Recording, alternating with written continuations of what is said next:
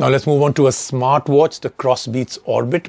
Nice, round, simple design. I like my smartwatches like that. Those very over-obtrusive ones are not the kind that I like. Bright and surprisingly very, very nice, sharp display. The user interface simple, but I didn't really like it too much. Simple, but it's a little jittery and the animation and transitions were not very good. Sensors were also okay. I didn't really like it too much. Sleep tracking also not done well. I need more information. Very limited watch collection. There is Bluetooth calling available where the watch can sync up to 20 contacts also. Battery lasts for about 10 to 12 days. But, eventually I'm going to give you a small part of my review, my perspective. I think for a price of about 4,500, there are better products out there.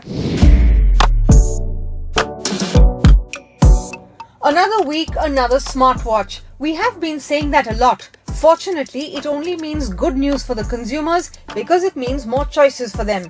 The latest watch on the block is the Crossbeats Orbit. How does it fare compared to the multiple other choices available for a similar price? Let's find out, starting with its design. The design of the Orbit is simple, round and looks elegant. The frame is made up of a grey metal alloy and is backed by plastic. The dial remains extremely lightweight and coupled with the soft strap, the watch is extremely comfortable to wear for the entire day. And despite that, the build quality seems solid. It comes with an IP68 rating for water and dust resistance, so the watch can survive the occasional dives into the swimming pool. The display measures 1.3 inches with a resolution of 240 by 240 pixels. It gets bright enough for outdoor use and is surprisingly sharp when compared to the competition. And all of this combined makes for a minimal, good-looking watch with a great display. The watch does great on the outside, but what about the inside? Not so great. The UI is very similar to how it is on most of the other smartwatches, but it lacks smoothness. The story continues with the sensors. The pedometer on the watch can easily mess up the step count as it can count steps even when the user is stationary.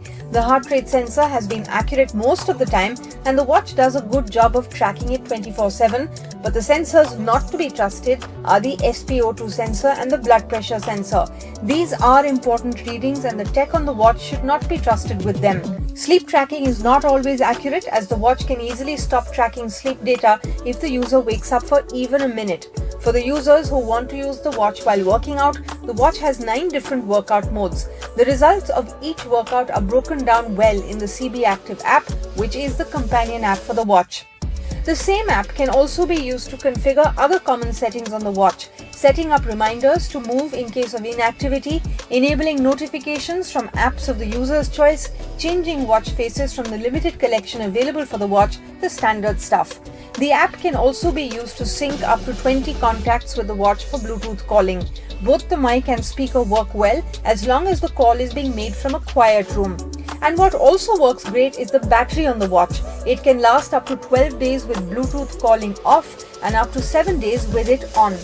Overall, the Crossbeats Orbit seems like a mixed bag of features. While it works great in some aspects like the battery, Bluetooth calling, design and display, it suffers from its clunky UI, bad pedometer and inaccurate sleep tracking.